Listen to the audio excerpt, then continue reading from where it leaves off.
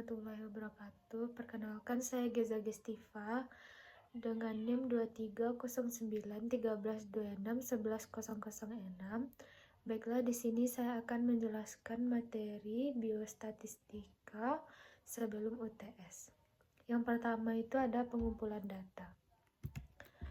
Tahapan kegiatan statistik itu ada 4. Yang pertama tuh pengumpulan data, kedua pengolahan, 3 penyajian, 4 analisis data. Pengumpulan data merupakan tahapan yang penting untuk mengetahui karakteristik dari sampel atau populasi.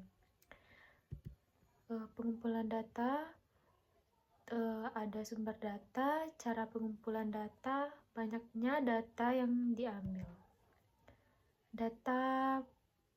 Sumber data itu ada 3. Yang pertama data primer. Data primer adalah data yang dikumpulkan langsung oleh peneliti sendiri seperti wawancara dengan informasi dan membagikan kuesioner ke narasumber. Yang kedua ada data sekunder, yaitu data yang dikumpulkan secara tidak langsung oleh peneliti melalui perantara pihak lain. Yang ketiga itu ada data tersier, data yang dikumpulkan oleh para ahli. Cara pengumpulan data itu ada sensus. Sensus itu pengumpulan data dengan mengambil seluruh anggota populasi untuk diselidiki. Contohnya sensus penduduk di Indonesia yang diambil sekali dalam 10 tahun. Yang kedua itu ada sampling, pengumpulan data dengan menggunakan anggota populasi. Untuk sampling dilakukan dengan random dan non-random. Pengolahan data mentah melalui rumus sehingga didapatkan ringkasan data. Tahapan kegiatan pengolahan data itu ada editing dengan melakukan pemeriksaan data yang telah dikumpulkan, baik dijumlahkan atau dikoreksi. Contohnya ketika memeriksa kuesioner narasumber, apakah daftar isian semuanya terisi atau ada yang kosong. Yang kedua itu ada coding, itu pengolahan data dengan metode agar memudahkan tabulasi data. Tabulasi data, penyusunan data dalam bentuk tabel, disusun dan ditata untuk disajikan. Jadi ini contoh soal pengumpulan data, bisa kita lihat. Jadi jawabannya, yang A, data yang dikumpulkan oleh rumah sakit tersebut termasuk dalam kategori data kuantitatif kontinu karena jumlah pasien merupakan angka yang dapat dihitung dan memiliki rentang nilai yang tidak terbatas. Sedangkan jawaban yang B, metode pengumpulan data yang sesuai dengan metode observasi atau pencatatan langsung karena rumah sakit dapat mencatat jumlah pasien yang datang setiap hari tanpa perlu melakukan survei atau wawancara. Untuk materi yang kedua itu ada pengambilan sampel. Populasi adalah keseluruhan sesuatu yang akan diteliti. Populasi sering disebut juga sebagai universum atau keseluruhan. Anggota populasi dapat berupa benda hidup maupun benda mati. Sampel adalah bagian populasi yang menjadi objek penelitian. Sampel secara harfiah berarti jumlah tidak banyak. Kegunaan sampling itu menghemat biaya, mempercepat pelaksanaan penelitian, menghemat tenaga, memperluas ruang lingkup. Agar sampel memenuhi syarat atau representatif, maka cara mengambil sampel harus yang pertama itu equal probability. Setiap anggota dalam populasi mempunyai peluang yang sama besar untuk terpilih sebagai sampel. Yang kedua itu ada random, satu cara memilih sampel yang tidak ada preferensi. Teknik pengambilan sampel itu ada 2, yaitu random sampling dan non-random sampling. Teknik sampling itu ada probability sampling dan non-probability sampling. Keuntungan dari random sampling itu yang probability sampling, derajat kepercayaan terhadap sampel dapat ditentukan. Beda penafsiran parameter dengan statistik terhadap parameter yang diperkirakan. Cara pengambilan sampel secara random yang telah dikembangkan itu ada simple random sampling, systematic random sampling, dan stratified random sampling, cluster random sampling,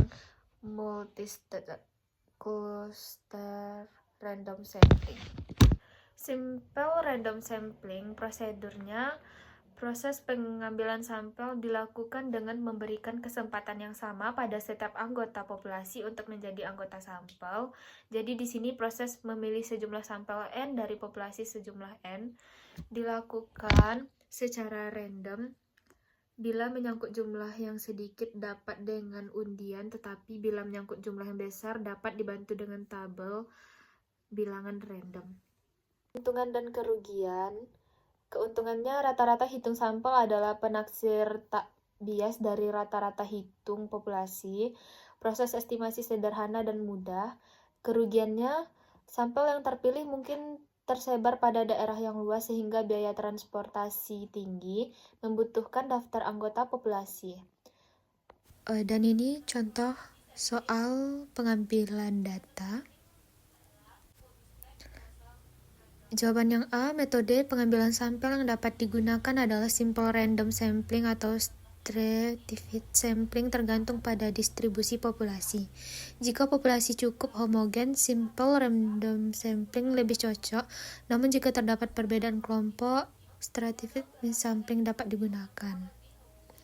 Untuk jawaban yang B, memastikan bahwa sampel representatif, peneliti harus memastikan bahwa seluruh populasi memiliki peluang yang sama untuk dipilih dan memperhitungkan faktor-faktor seperti distribusi usia, jenis kelamin, dan kondisi kesehatan.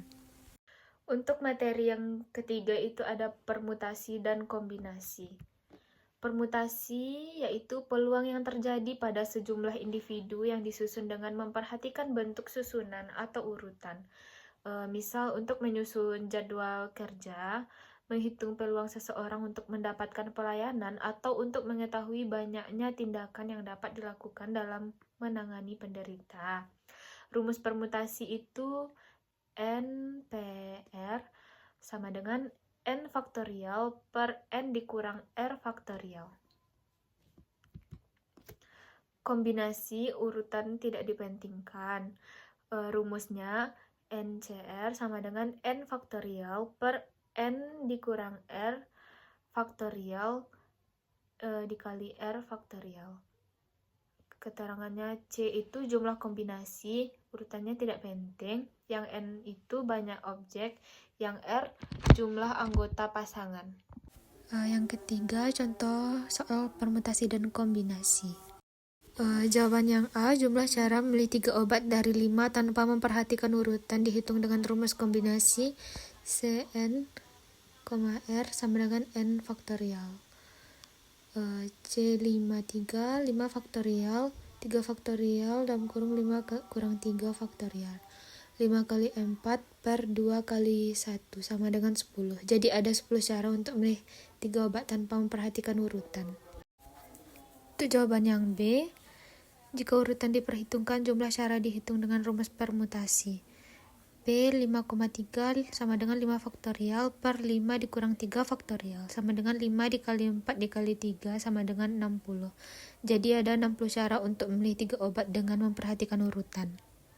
Selanjutnya untuk materi UAS, yaitu ada yang pertama estimasi.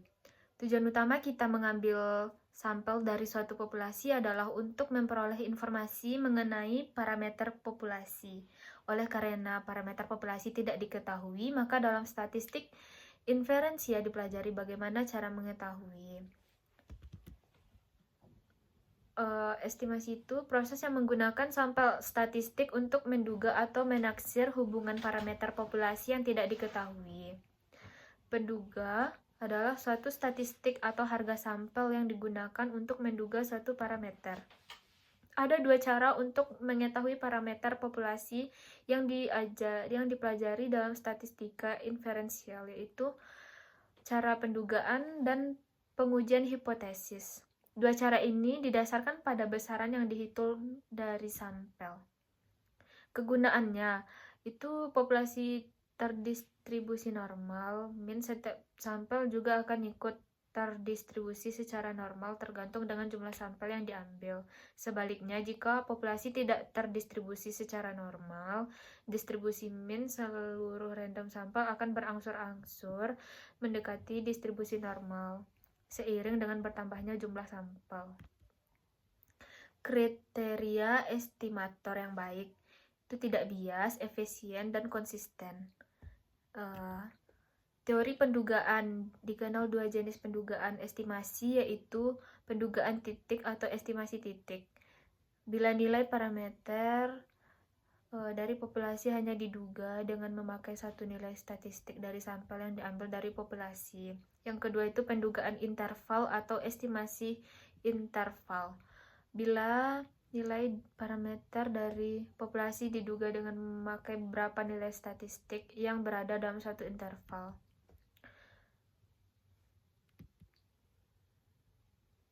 Pendugaan interval itu ada estimasi terhadap mean adalah jika ditentukan dua nilai parameter dalam suatu interval. Jika hanya satu nilai parameter yang ditentukan disebut point estimate, dan mean populasi akan mempunyai nilai yang sama dengan sampel. Ini contoh soal untuk estimasi. Nilai Z berdasarkan tingkat kepercayaan. 90% Z sama dengan 1645, 95% Z sama dengan 1960, 99% Z sama dengan 2576. Ini contoh perhitungannya. Jadi kesimpulannya, interval kepercayaan untuk mean populasi waktu tempuh siswa ke sekolah adalah yang seperti tertera di layar itu. Semakin tinggi tingkat kepercayaan, semakin lebar intervalnya. Untuk materi yang kedua itu ada uji ANOVA. Prinsip uji ANOVA melakukan telah variabilitas data menjadi dua sumber variasi dalam kelompok dan variasi antar kelompok. Bila variasi dan sama, nilai perbandingan kedua varian sama dengan 1, mean yang dibandingkan tidak ada perbedaan. Sebaliknya, bila hasil perbandingan kedua varian tersebut menghasilkan nilai lebih dari 1, mean yang dibandingkan menunjukkan ada perbedaan. Jenis analisis varian ANOVA itu ada analisis varian satu faktor atau one way dan analisis varian dua faktor atau two way. Asumsi yang harus dipenuhi yaitu yang pertama ada varian homogen, sampel atau kelompok independen, data berdistribusi normal. Jenis data yang dihubungkan adalah numerik dengan kategori. Perhitungan uji ANOVA ada F sama dengan SB kuadrat per SW kuadrat. Ini contoh soalnya bisa dilihat. Di sini ada cara menghitung mean, menghitung SSB, cara menghitung SSW, menghitung MSB dan MSW, menghitung F statistik. Jadi kesimpulannya F hitung sama dengan 2439, F tabel A sama dengan 5%, sama dengan 3555. Karena F hitung kecil dari F tabel dan P value besar dari 0,05, maka gagal menolak H0. Kesimpulannya tidak terdapat perbedaan signifikan dalam kadar gula darah antara kelompok diet. Untuk materi yang terakhir itu ada uji beda 2 mean. Uji beda 2 mean independen. Tujuannya untuk mengetahui perbedaan mean dua kelompok data independen. Syaratnya yang pertama itu data berdistribusi normal atau simetris. Yang kedua, kedua kelompok datanya independen. Yang ketiga, variabel yang dihubungkan berbentuk numerik dan kategorik dengan hanya dua kelompok. Uji homogenitas varian itu rumusnya ada F sama dengan S1 kuadrat per S2 kuadrat. Pada perhitungan uji F, varian yang lebih besar berfungsi sebagai pembilang dan varian yang lebih kecil berfungsi sebagai penyebut. Uji ini bertujuan mengetahui apakah varian antara kelompok data sama dengan kelompok kedua. Uji untuk varian sama. Uji Z digunakan bila standar deviasi di populasi diketahui dan jumlah sampel besar dari 30. Jika tidak terpenuhi, maka digunakan uji T. Umumnya nilai standar deviasi di populasi jarang diketahui sehingga uji beda 2 min menggunakan uji T. N keterangannya N1 atau N2 sama dengan jumlah sampel kelompok 1 atau 2. S1 atau S2 sama dengan standar deviasi sampel kelompok 1 atau 2. DF sama dengan N1 ditambah N2 dikurang 2. Uji untuk varian berbeda.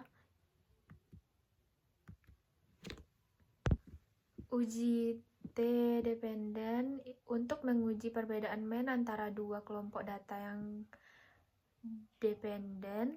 Uji ini banyak digunakan untuk penelitian eksperimen. Syarat atau asumsi yang harus dipenuhi. Yang pertama, data berdistribusi normal atau simetris kedua kelompok data dependen. Yang ketiga, variabel yang dihubungkan berbentuk numerik untuk variabel dependen dan kategorik dengan hanya dua kelompok untuk variabel independen. Ini contoh soal untuk materi yang terakhir. Terdapat rumus dan cara menghitung SP kuadrat. Di sini juga cara menghitung T hitung, menentukan T tabel dan P value.